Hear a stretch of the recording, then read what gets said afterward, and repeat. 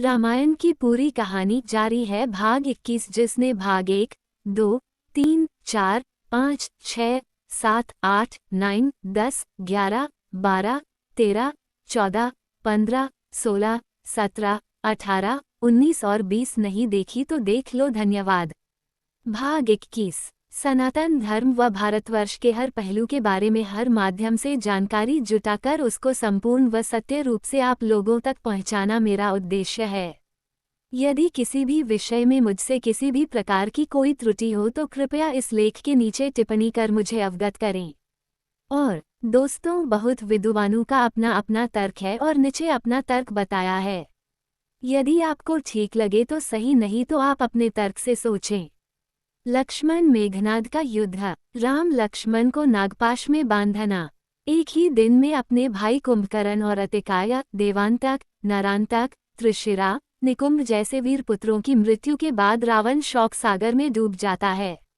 रावण हैरान होता है कि अतिकाय जैसे महाबली योद्धा के साथ साथ उसके इतने सारे पुत्रों का वध कोई कैसे कर सकता है। जिस लंकापति रावण के नाम से देवता, असुर, नाग, किन्नर, मानव सभी कांपते थे, आज वही 2 मानव और कुछ वानर उनके नगर में आकर उन पर ही भारी पड़ रहे हैं, जिन्होंने लंका के अधिकतर सेनानियों को परास्त कर दिया है। लेकिन तब रावण के नाना माल्यवान और उसका पुत्र इंद्रजीत उसे धीरज बंधाते हैं।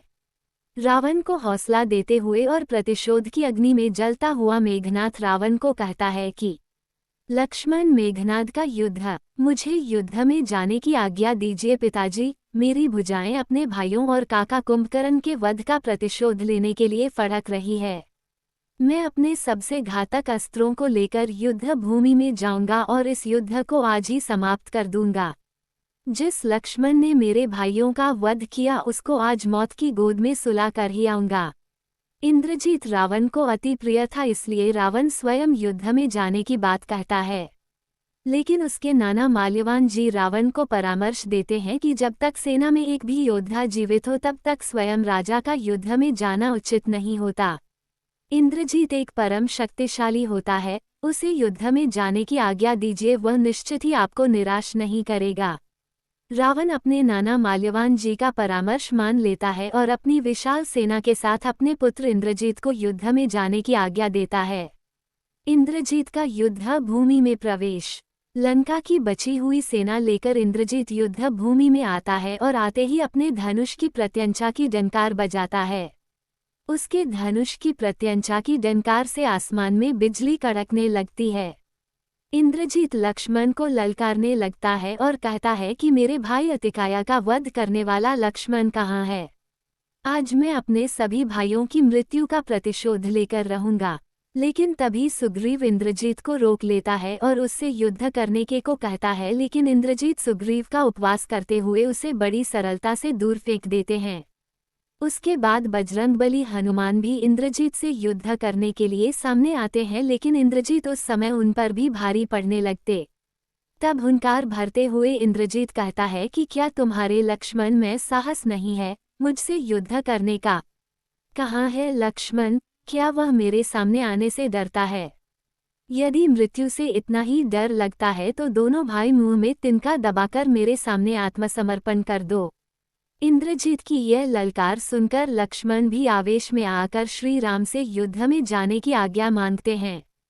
तब विभीषण जी लक्ष्मण जी को सावधान करते हुए सतर्क रहने के लिए कहते हैं कि भैया लक्ष्मण, इंद्रजीत एक मायावी तथा विकट योद्धा है। वो हर प्रकार की असुर विद्या में कुशल है।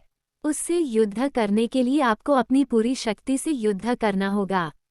इंद्रजीत युद्ध जीतने के लिए हर तरीके का प्रयोग करता है, चाहे उसे छल भी करना पड़े।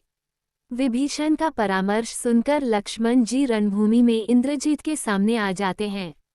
लक्ष्मण और मेघनाद का युद्ध। लक्ष्मण और इंद्रजीत का युद्ध। तब दोनों योद्धाओं में घमासान युद्ध छिड़ जाता है। लक्ष्मण जी अपने घातक बाणों द्वारा इंद्रजीत पर प्रहार करते हैं, लेकिन इंद्रजीत भी धनुर्विद्या में और अस्त्रों के ज्ञान में पूर्णतया कुशल था, इसलिए वह लक्ष्मण के सभी बाणों को काट देता है। लक्ष्मण और इंद्रजीत दोनों में परस्पर युद्ध चलता रहता है। बहुत समय तक जब इंद्रजीत लक्ष्मण से जीत नहीं पा रहा था, तब वह अपनी मायावी विद्या का प्रयोग करके युद्ध करने लगता है और अपने रथ से अदृश्य होकर आसमान में विचरने लगता है। उसे युद्ध करते समय लक्ष्मण जी विचलित हो जाते हैं और वो समझते हैं कि मेघनाथ युद्ध से गायब होकर कहीं भाग गया है।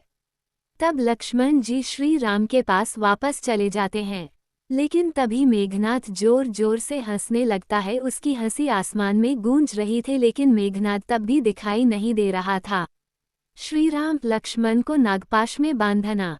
इंद्रजीत द्वारा अदृश्य होकर युद्ध करने के कारण श्री राम लक्ष्मण की सहायता के लिए युद्ध भूमि में चले आते हैं।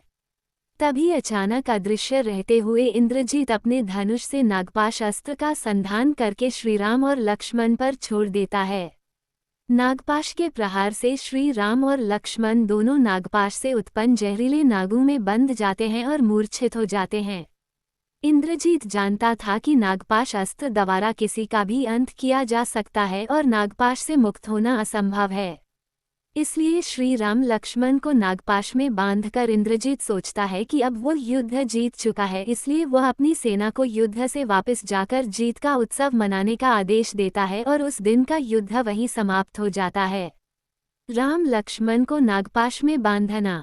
इंद्रजीत द्वारा श्री राम लक्ष्मण को नागपाश में बांधने की खबर सुनकर रावण हर्षोल्लास से भर जाता है और अपने पुत्र इंद्रजीत का अभिनंदन करता है।